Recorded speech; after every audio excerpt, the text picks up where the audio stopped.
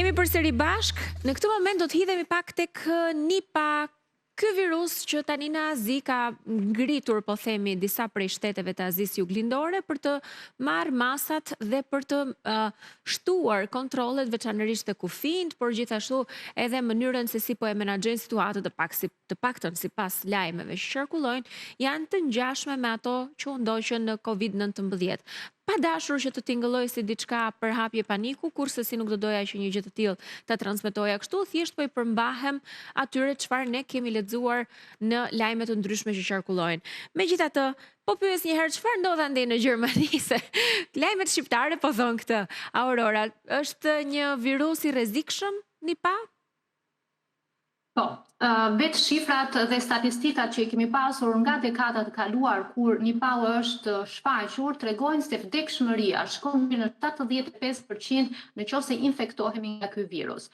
Prandaj dhe alarmi është kaq i madh i dhënë dhe nga OBSH-ja, e cila tani më nuk pret të kemi shumë raste në Europë për të bërë karantenizimet nacionale të atyre vendeve, mjaftojnë vetëm 2 raste me Nipah në një vend të caktuar që detyron atë shtet të marrë masa karantene dhe izolimin të produkteve ushqimore ose të pasagjerëve që mund të kenë qarkullim ose të transmetojnë këtë virus. Vetëm 2 raste. Fakti që ka një mjaftojnë 2 raste, pikërisht nga vdekshmëria shumë e lartë. Pra imagjinoni nga 100 persona të vdesin 75 vetëm se je pozitiv me Nipah, është një situatë alarmante, por lajmi i mirë është që në Europë nuk kemi akoma rastin e parë, edhe pse potencialisht ekziston rreziku patjetër që jo vetëm pasagjerët, por dhe ushqimet, sepse duhet të theksojmë mbas edhe për anvisat shqiptare që na ndjekin që të kemi shumë kujdes te ushqimet që mund ta kenë vendin e origjinës indin.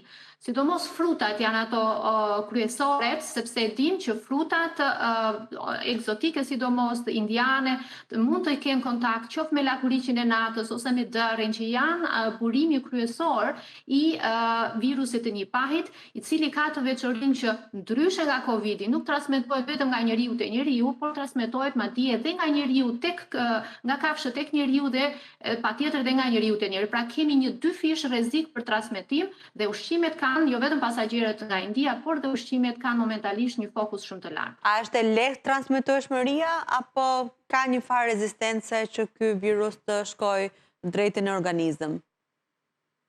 Për fatin e mirë nuk transmetohet aq shpejt siç ka qenë Covidi ose gripi që po flasim sot, por është më i ngadaltë në transmetim.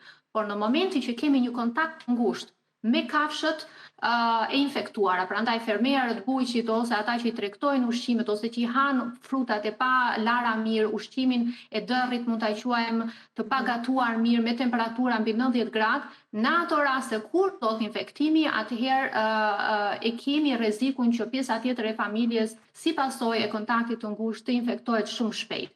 Kështu që nuk përhapet me aerozolet, siç mund ta kemi nga gripi, pra kur kollitemi, por vetëm me anë të kontaktit trup me trup. Cilat janë simptomat që shfaqen nga ky virus?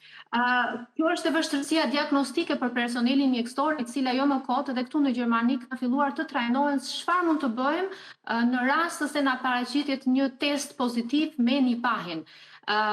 Dhe simptomat e para janë shumë konfunduese, sepse duket sikur të ishte një grip i thjesht. Pra që me dhimbje koke, me një kollën e thatë që përmendëm dhe te gripi, me kputje, me lodhje, rënja e masive e tensionit, pra pacientë bëhen shumë të zbetë.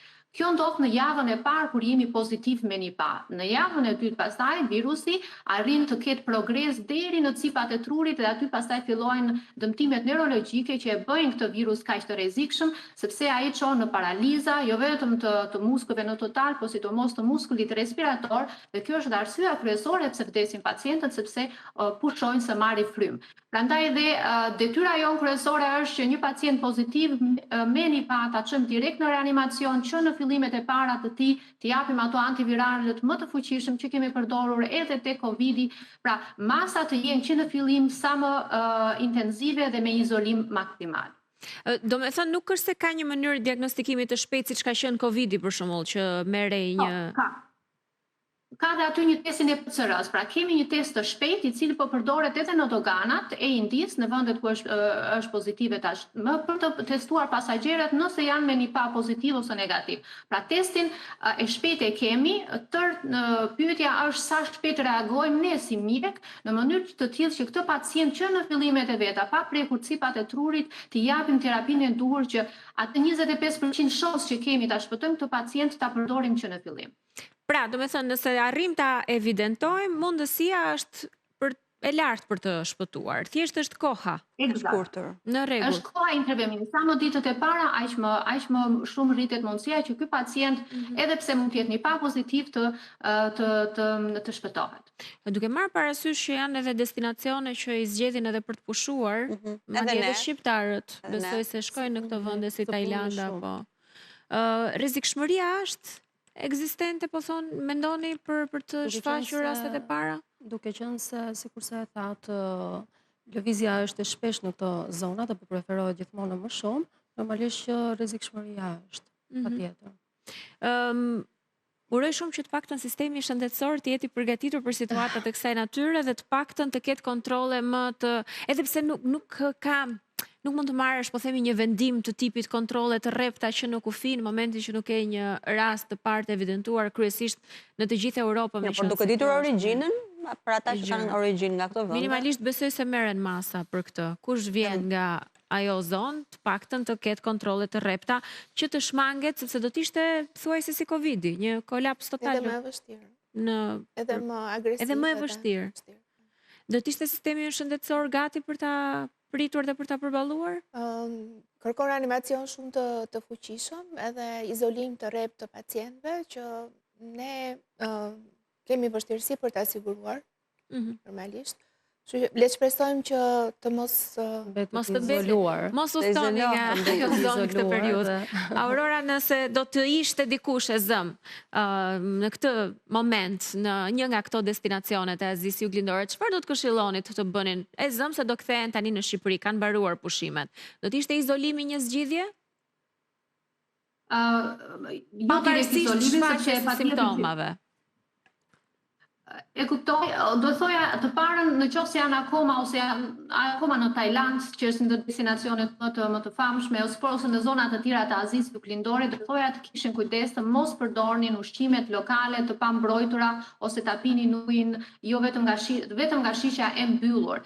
Pra këto janë ato masat kryesore jo vetëm për nipahim, por për të gjitha ato infeksionet që kanë vendet juglindore, kur japim këshillime për udhëtim për turistët pacient. Dhe në momentin që ato kanë shumë simptomat më të lehta të mundshme të gripit, atëherë të vetë ata të dyshojnë që mund të jenë pozitiv me nipa dhe në mënyrë vullnetare, se ndonjëherë pacientët kur dyshojnë se kanë diçka të keqe, kanë aq frikë sa që evitojnë çdo lloj kontakti me mjekët, bëjnë sikur nuk ekziston, sepse frika është këshilluesi më i keq në këto situata, por të kenë aq përgjegjësi qytetare dhe familjare mbi të gjitha që të shkojnë vetë tek mjeku duke bërë parandalimin se shohin pacient që e din që mund të kenë Covid, mund të kenë një grip të rënd, ose dhe një pa në thonjsa nëse vinë nga India dhe të vinë pa maska, pa dorashka dhe thonë doktoresha vëre ti maskë, pse nuk mbrohesh. Pra, në pothe kundërta, pra një papërgjithësi totale mund ta qenë në rast të infeksionesh, kështu që këtyre turistëve do i bëja thirrje që të bëhen super të ndërgjegjshëm dhe vetë ata ta izolojnë, karantinizojnë veten në forma të çështë përmendëm me maska, dorashka e të tjera, derisa të testohet, jo vetëm me testin e shpejtë të PCR-s, që ka dhe ai gabimet e veta, pra nuk është 100% test i sigurt, por marrja e gjakut serologjike që është përmendur dhe doktoresh Merita, marrja e antitrupave ndaj virusive të nipahit, mund ta vërtetoj 100% që nëse kemi pozitiv pacientin ose jo, dhe reagimi pastaj i mjekëve duhet jetë patjetër sa më i shpejt, por përgjegjësia e parë është me të vërtetë tek këtyre turistëve ose pacientëve që të shkojnë vetë tek kontrolli. Do të bëjmë edhe një shkëputje tjetër publicitare, kthehemi pas pak për të vijuar me bisedën.